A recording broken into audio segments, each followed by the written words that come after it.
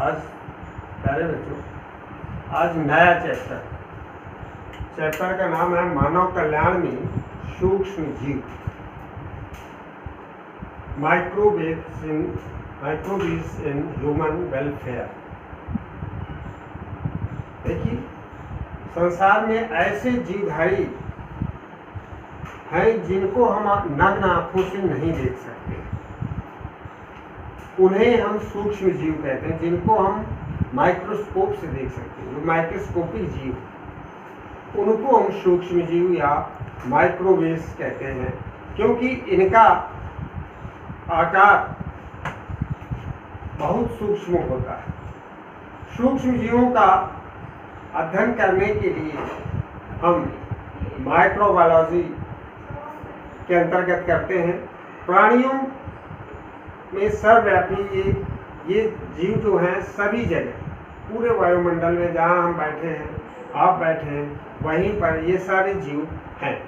लेकिन कुछ हानिकारक जीव हैं और कुछ लाभदायक जीव हैं जिनसे मानव कल्याण होता है। जैसे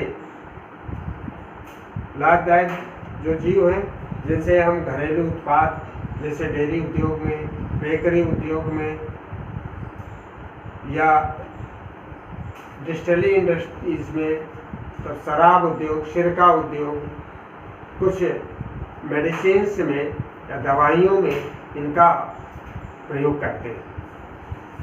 तो इस तरह से जैसे घरेलू उत्पाद, औद्योगिक उत्पाद, वाहित मल, बायोगैस, सूक्ष्म है, और इन सब में इनका उपयोग, ये सब लाभदायक जीवाणु। लेकिन कुछ हानिकारक हैं जो रोग उत्पन्न करते हैं। इसके पहले वाले चैप्टर में आप लोगों को मैंने पढ़ाया कि रोग उत्पादक जीवाणु हैं, वायरस हैं, इन सब के विषय में बताया गया है। तो उसी तरह से अब ये लाभदायक जीवाणु, जिससे कि तो इसका सब टॉपिक है या उप टॉपिक है घरेलू उत्पादों में सूक्ष्म जीवाणु। घरेलू उत्पादों में सूक्ष्म जीवाणु जैसे कि दही, मक्खन, पनीर, घी, ब्रेड आदि बनाने में इनका प्रयोग होता है। तो पहला है डेयरी उद्योग। डेयरी का मतलब है दूध दही से संबंधित जो उद्योग है वो डेयरी उद्योग कहलाता है। डेयरी उद्योग में दही, पनीर आदि बनाने के लिए देखिए इसमें भी जीवाणु का प्रयोग होता है। दही, दूध से दही बनाने के लिए स्ट्रेप्टोकोकस लैक्टिस ये जीवाणु होता है जो कि दूध से दही बनाने का कार्य करता है। स्ट्रेप्टोकोकस लैक्टिस एक अम्ल छोड़ता है जिससे दूध की जो कैसीन प्रोटीन है वो कर्ड में या दही में बदल जाती है। इस तरह से लैक्टिक अम्ल जो है वो दूध को दही में बदलता है। दूसरी चीज़ है पनीर बनाने में। पनीर के लिए स्ट्रेप्टोबैसिलस लैक्टिस का प्रयोग किया जाता है और इस तरह से ये पनीर भी बनता है। तो दही, दूध से दही, पनीर आदि बनाने में इसका प्रयोग किया जाता है।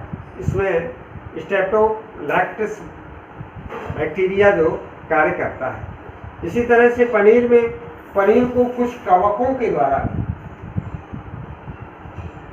पेनिसिलिन, कोमेनन बार्टी और पेनिसिलिन रोकफॉर्टी आदि ऐसे कवक हैं जिनके द्वारा हम पनीर बना सकते हैं। मतलब बैक्टीरिया से स्ट्रेप्टोबैसिलस लैक्टिस से बना सकते हैं, ये तो जीवाणुओं के द्वारा।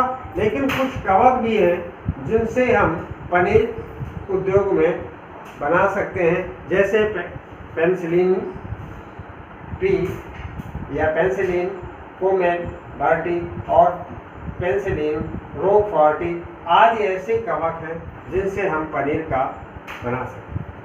अगला है इडली और डोसा। देखा होगा आप लोगों ने, इडली डोसा, ये चावल और थोड़ा सा दाल का मिश्रण होता है, और इसके ढीले आटे को जब फर्मेंट करने के लिए उसमें कार्बन डाइऑक्साइड, जब इडली भाई फूलेगी कैसे? जब उसमें कार्बन डाइऑक्साइड गैस निकलेगी तभी से स्पंजी होगी। इसलिए इसके आटे में जो चावल और उसका दाल का आटा होता है, उसका मिक्सचर होता है, उसमें कुछ ऐसे बैक्टीरिया जो होते हैं जो कार्य करते हैं। वो बैक्टीरिया हैं स्ट्रेप्टोकॉकस फेरेकी, लिखा हुआ है स्ट्रेप्टोकॉकस फेकैलिस। ये स्ट्रेप्टोकॉकस फेकैलिस जो होता है इडली और डोसा उद्योग में काम करता है। इसी तरह से दूसरा बैक्टीरिया है ल्यूकोनोस्टाक और स्ट्रेप्टोकॉकस फेकैलिस। ये डोसा और इडली उद्योग में ये काम आता है। इसके बाद आता है बेकरी उद्योग या ब्रेड बनाने के लिए। इन बेकरी इंडस्ट्रीज में ईस्ट का प्रयोग, उस मैदे या आटे में फर्मेंटेशन की क्रिया है, फर्मेंटेशन की क्रिया या कार्बन डाइऑक्साइड निकालने के लिए ईस्ट का प्रयोग किया जाता। और ईस्ट कौन सा ईस्ट है? सैक्रोमाइसिटिस सेरिवेसी प्रजाति की ईस्ट इस बेकिंग या बेकिंग इंडस्ट्रीज में या बेकरी उद्योग में किया जाता है। ठीक है, तो इस तरह से डबल रोटी में ईस्ट सैक्रोमाइसिटिस सेरिवेसी का उपयोग किया जाता है और इससे डबल रोटी बनाई जाती है और इसका औद्योगिक उत्पाद किया जाता है। तो ये जो हमारा मैदा है या उसमें जो ये क्या करते हैं इसमें कि अभिक्रिया करके ईस्ट फर्मेंटेशन करता है और इन्वर्टेज जब फर्मेंटेट होता है तो इन्वर्टेज माल्टेज और एंजाइम्स निकलते हैं और वो एंजाइम्स इस जो ग्लूकोज है उसमें फर्मेंट करने के बाद अल्कोहल बनाते हैं। C2H5OS या एथिल अल्कोहल का निर्माण होता है जो छोटे छोटे उससे कार्बन डाइऑक्साइड निकलती है और वो जो छोटे छोटे बुलबुलों के रूप में बाहर हो जाती है। इस तरह से हमारी जो ब्रेड है वो स्पंजी हो जाती है। इसी तरह से एक एकल प्रोटीन, एकल कोशिका प्रोटीन या SCP सिंगल सेल प्रोटीन इसको कहते हैं। इसमें भी इन सूक्ष्म जीवों का प्रयोग है। सन 1966 में कैरोल M विल्सन वैज्ञानिक ने इसको तैयार किया और उन वैज्ञानिक ने इसे तैयार करके इसका नाम एकल कोशिका प्रोटीन नाम दिया। और इस तरह से इसमें विभिन्न प्रकार के कवक, ईस्ट वही जो हमने बताया सैक्रोमाइसिटिस सेरिवेसी तथा कवक और कुछ जीवाणु प्रयोग में लाए जाते हैं। कवकों में से कुछ ऐसे कवक हैं जो इसमें काम आते हैं जैसे एस्परजिलस वगैरह। इसी तरह से कुछ जीवाणु हैं जो इसमें काम आते हैं, स्पाइरुलिना आदि ऐसे जीवाणु हैं जो इस SCP या सिंगल कोशिका प्रोटीन बनाने में सहायक होते हैं। अब आ जाता है औद्योगिक उत्पाद, सूक्ष्म जीव औद्योगिक उत्पाद या औद्योगिक उत्पाद में जैसे शराब उद्योग, चाय उद्योग, डेयरी उद्योग तो बात बता दिया, शराब उद्योग, चाय उद्योग और टोबैको आदि में भी इन जीवाणुओं का प्रयोग होता है। अनेक औद्योगिक उत्पाद जैसे है सिरका बनाना, शराब बनाना है, प्रतिजैविक औषधियाँ बनाना आदि तथा कुछ अम्लीय पदार्थों का निर्माण आदि औद्योगिक उत्पाद के अंतर्गत आते हैं। इनमें भी इन्हीं सूक्ष्म जीवों अब आता है शराब उद्योग या डिस्टिलरी जिससे किण्वित पदार्थ या पेय पदार्थ बनाया जाता है। अब इनमें से जैसे विस्की है, वाइन बनाना, विस्की है, ब्रांडी है, बियर है आदि।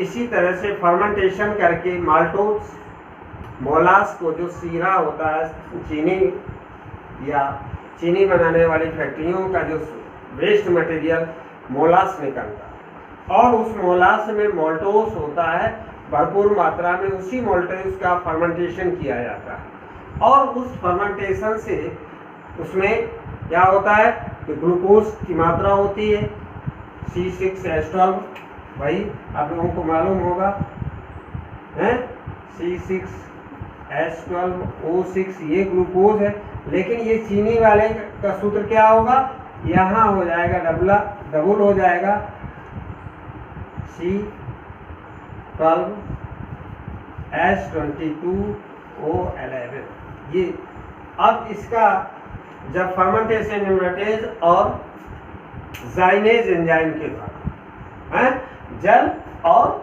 इन्वर्टेज एंजाइम के द्वारा अभिक्रिया करके ये क्या बना लेते हैं, जिसका ग्लूकोज बनेगा और ग्लूकोज से फिर ये दो अणु ग्लूकोज के हुए और उस ग्लूकोज में जाइमेज एंजाइम ईस्ट के द्वारा ही फर्मेंटेशन होता है और वो जाइमेज इसको C2H5OH एथिल अल्कोहल में बदल देगा। ये इसमें H2O प्लस ये क्या बनेगा, ये C6H12O6 के दो अणु बन जाएंगे और इसका एक अणु में फिर ये जाइमेज एंजाइम क्रिया करके और C2H5OH या अल्कोहल का निर्माण हो जाता है। इस प्रकार ये अल्कोहल बनता है। इसके जो कुछ पदार्थ हैं जैसे बियर, विस्की, ब्रांडी, वोदका, खैनी आदि जो हैं, इसमें शराब उद्योग में ये पेय पदार्थ बनते हैं जो सूक्ष्म जीवों में जैसे साइक्रोमाइसिटीज सेरिगेसी और साइक्रोमाइसिटीज काम आता है। इसके बाद आता है तंबाकू उद्योग। कुछ जीवाणु जैसे बैसिलस, मेगापेरियम तथा माइक्रोकॉकस कैंडिडेंस नामक जो बैक्टीरिया है, ये तंबाकू की पत्तियों में ये उसके निकोटीन किण्वन करके और उसकी निकोटीन की मात्रा या उसकी क्वालिटी को अधिक सुपीरियर बना देते हैं। इसी तरह से चाय उद्योग में माइक्रोकॉकस कैंडिडेंस नामक जीवाणु द्वारा ये इसकी पत्तियों को किण्वित किया जाता है और क्यूरिंग किया जाता है। इस क्यूरिंग के पश्चात इसकी चाय की पत्तियों में जो कोकीन आ जाता है या कैफीन आता है वो उसके हो जाता है।